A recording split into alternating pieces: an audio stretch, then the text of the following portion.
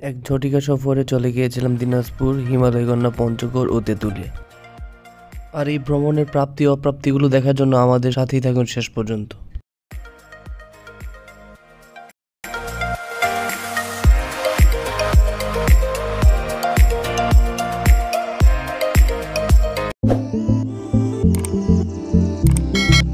দিনাজপুর যাওয়ার জন্য প্রথমেই আমরা চলে যাই কমলাপুর রেলওয়ে স্টেশনে।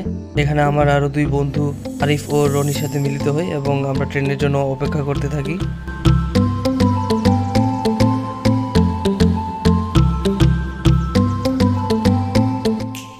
আমাদের ট্রেন ছিল পঞ্চগড় এক্সপ্রেস। এটা 10টা 45-এ ছাড়ার কথা, কিন্তু ট্রেন আসতে 1 ঘন্টা দেরি হয়। 12টা 45-এ ট্রেন চলা শুরু করে। উত্তরবঙ্গে এটাই আমার প্রথম সফর।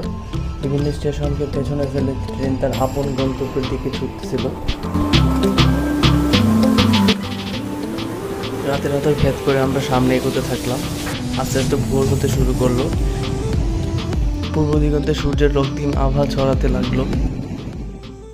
দূরে কুয়াশার আবরণ চোখে পড়ার সাথে সাথে একটা মিষ্টি ঠান্ডা অনুভব করতে লাগলাম।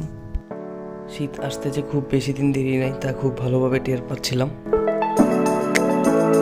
ট্রেনের সাথে পাল্লা দিয়ে চলছিল সূর্য, আর এই দৃশ্য দেখে আবেগপ্রবণ হয়ে গেছিল আমার এক বন্ধু। তাকে পার্বতীপুরে ট্রেন থামিয়ে পার্বতীর সাথে কিছুক্ষণ আলাপ সেরে নেয় দেবদাস বন্ধুটি। সকাল 7:30টায় আমরা দিনাজপুরে পৌঁছাই। সেখান থেকে রঞ্জিত এসে আমাদেরকে রিসিভ করে নেয় এবং আমরা তার মেডিকেল কলেজে যাই।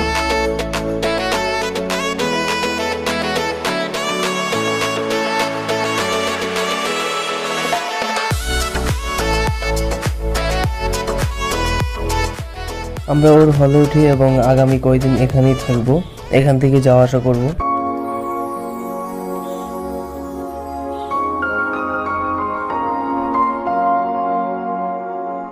কিছুক্ষণ রেস্ট নিয়ে আমরা দিনাজপুর শহর ঘুরতে বেরোই। এখানে মূলত অটোরিকশাই প্রধান বাহন। দীর্ঘ ভ্রমণ ক্লান্তির পর একটা ভালো ঘুম দেওয়ার পর সবাই ফুরফুরাই ছিলাম। আমরা চলে যাই হাজী মোহাম্মদ দানিশ বিজ্ঞান ও প্রযুক্তি বিশ্ববিদ্যালয়ে।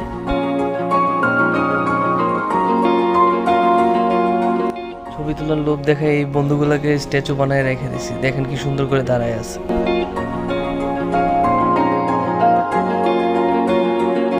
এই বিশ্ববিদ্যালয়ের ক্যাম্পাসটা অনেক সুন্দর, চারিদিকে গাছগাছালিতে ভরপুর, আর পাখির ডাকে সত্যি আপনার মন ভালো হয়ে যাবে।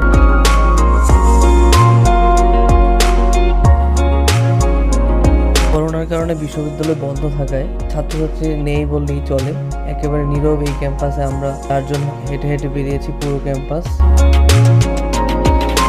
দিনাজপুর শহর থেকে মাত্র 10 কিলোমিটার দূরে অবস্থিত এই ক্যাম্পাসে রয়েছে গাছগাছালি, সবুজের সমারোহ এবং লাল ইটের দৃষ্টিনন্দন ভবন। আছে শহীদদের স্মরণে শহীদ মিনার, জিমনেশিয়াম, টিএসসি, একাডেমিক ভবন, খেলার মাঠ ইত্যাদি। এটি বাংলাদেশের দ্বিতীয় বিজ্ঞান ও প্রযুক্তি বিশ্ববিদ্যালয়। এখানে ছেলেদের জন্য হল রয়েছে 5টি এবং মেয়েদের জন্য রয়েছে 3টি। বিদেশি শিক্ষার্থীদের জন্য রয়েছে 1টি হল। এই বিশ্ববিদ্যালয়ে সবচেয়ে বেশি বিদেশি শিক্ষার্থী পড়াশোনা করে। করোনার কারণে বন্ধ থাকায় ক্যাম্পাসে এখন শুনশান নীরবতা। আর তাই তো এই ক্যাম্পাস এখন ফুল, পাখি ও প্রজাপতির দখলে। প্রকৃতি তার নিজস্ব নিয়মে এই ক্যাম্পাসকে সুন্দর করে সাজিয়ে তুলেছে। আর এই সবুজের সমারোহে হাঁটতে আমাদের মোটেও মন্দ লাগতেছিল না। সমস্ত ভ্রমণ ক্লান্তি এখানেই রেখে গেলাম।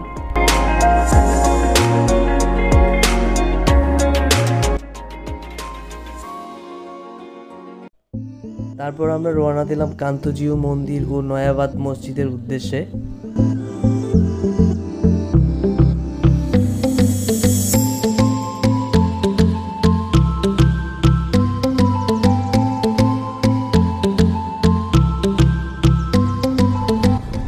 দিনাজপুর শহর থেকে 20 কিলোমিটার উত্তরে এবং কাহারুল উপজেলা থেকে 7 কিলোমিটার দক্ষিণে কান্তনগর গ্রামে এই মন্দিরটি অবস্থিত। মন্দিরে যাওয়ার পথে আমাদের পথেই পড়ে ঢেপা নদী।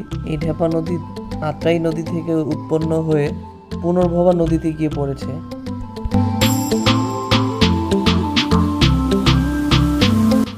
প্রায় 45 মিনিট অটোরিকশা দিয়ে যাওয়ার পর আমরা কান্তজিউ মন্দিরের কাছে চলে আসি।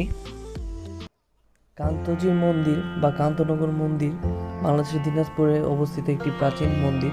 এটি হিন্দু ধর্মের কান্ত বা কৃষ্ণের মন্দির হিসেবে পরিচিত। স্থাপনার সময় এই মন্দিরটিতে 9টি রত্ন বা 9টি চূড়া ছিল। 1897 সালে ভূমিকম্পের কবলে পড়ায় 9টি চূড়াই ভেঙে যায়। পরবর্তীতে তা আর সংস্কার করা সম্ভব হয়।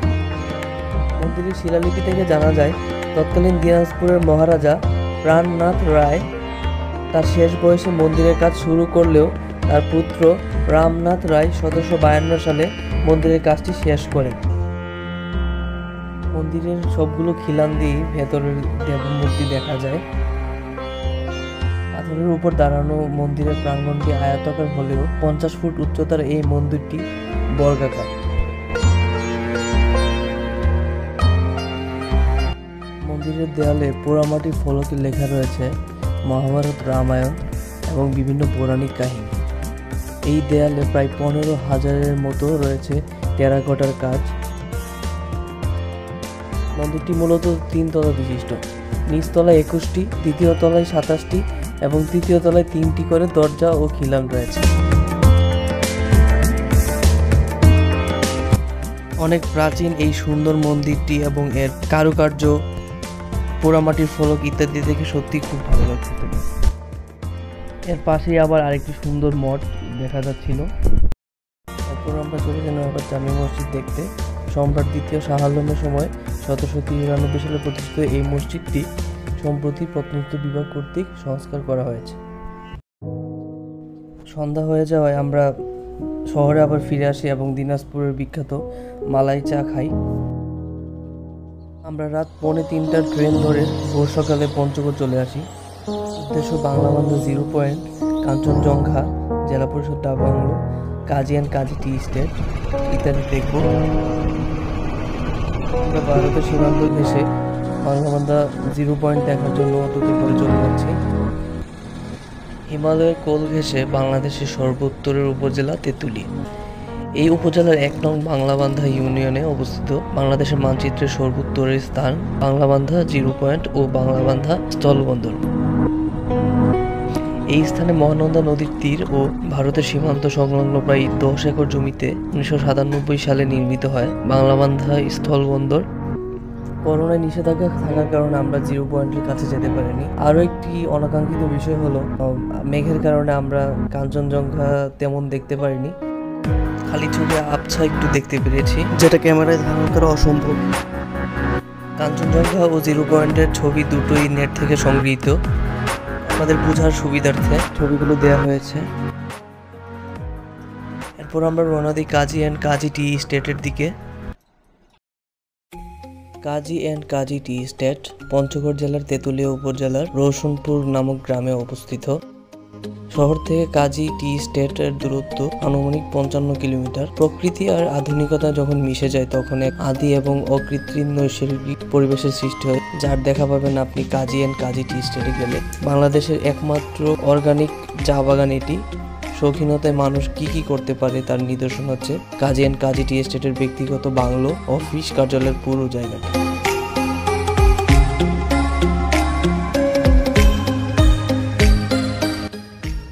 করা এই অর্গানিক চা বাগানটি আমাদের দেখতে অনেক ভালো লাগতেছিল। আমরা এর আশেপাশে ডেইরি ফার্ম, মিনা বাজার বিভিন্ন জায়গায় ঘুরে বেরিয়েছিলাম। আমরা খুব খুশি মনে ছিলাম ওইখানে, ছবি দেখেই বুঝতে পারতেছেন। কিন্তু একটু পরে আমাদের মনটা খারাপ হয়ে যায় যখন আমরা বাংলোতে ঢুকতে না পারি, কারণ মালিক আসার কারণে ওইখানে রেস্ট্রিকশন দিয়ে দিয়েছে, তাই আমরা ভিতরে ঢুকতে পারি। কিন্তু আরও বেশি মন খারাপ হয় যখন চারদিক ডাক বাংলোর ভিতরে ছবিগুলো দেখি। সত্যি জায়গাটা অনেক সুন্দর ছিল, বাট ভাগ্য খারাপ, আমরা যাইতে পারিনি।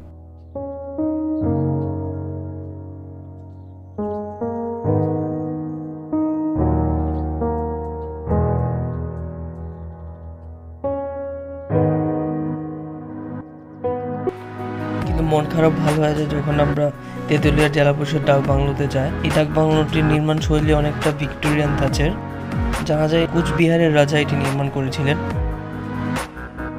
ডাক বাংলোটি জেলা পরিষদ কর্তৃক পরিচালিত।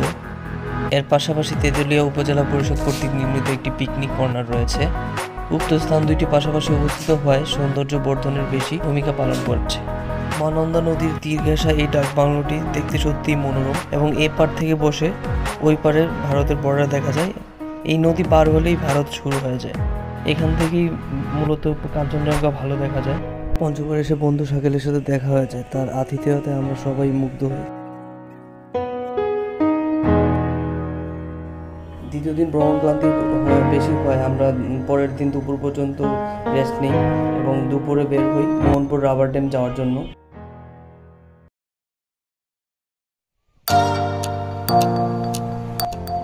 আত্রাই নদীর উপর এই মোহনপুর রাবার ড্যামটি অবস্থিত।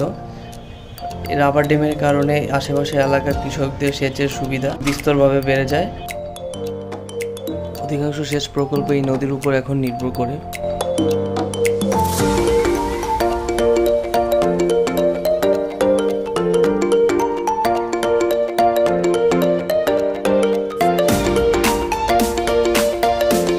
দিনাজপুর এটাই আমাদের তৃতীয় দিন চলে। ভ্রমণ ক্লান্তি, সময় স্বল্পতা, বিভিন্ন কাজের কারণে আমরা অনেক জায়গায় ঘুরতে পারিনি। তারপর আমরা চেষ্টা করবো কালকে রামসাগর ঘোরার জন্য।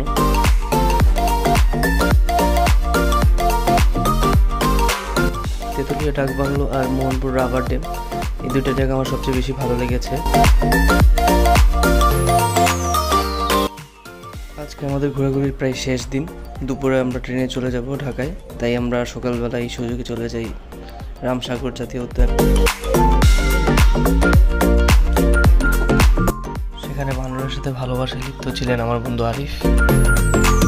রামসাগর দিঘি বাংলাদেশের দিনাজপুরের তাজপুরে অবস্থিত। এটি বাংলাদেশে মানুষের তৈরি সবচেয়ে বড় দিঘি। আর রামসাগর দিঘি ভ্রমণের মাধ্যমে আমাদের এই সফরের সমাপ্তি ঘটে। আমরা দুপুরে ট্রেনে ঢাকা ফিরে আসব। অল্প সময়ের জন্য আমরা দিনাজপুর কেন্দ্রীয় ঈদগাহ মাঠে গিয়েছিলাম। মোগল স্থাপত্যে নির্মিত এই মাঠটি দেখতে অনেক সুন্দর। সময় স্বল্পতার কারণে আমরা অনেক জায়গায় যাইতে পারিনি, আপনাদের সুবিধার্থে সেই জায়গাগুলোর নাম দিয়ে দিলাম। আজকে এই পর্যন্তই, দেখা হবে অন্য কোনো ভিডিওতে। এই ভিডিওটি যদি ভালো লাগে তাহলে আপনারা সাবস্ক্রাইব করে নেবেন, আর ভিডিওটি ভালো লাগলে অবশ্যই লাইক করে দেবেন। ধন্যবাদ।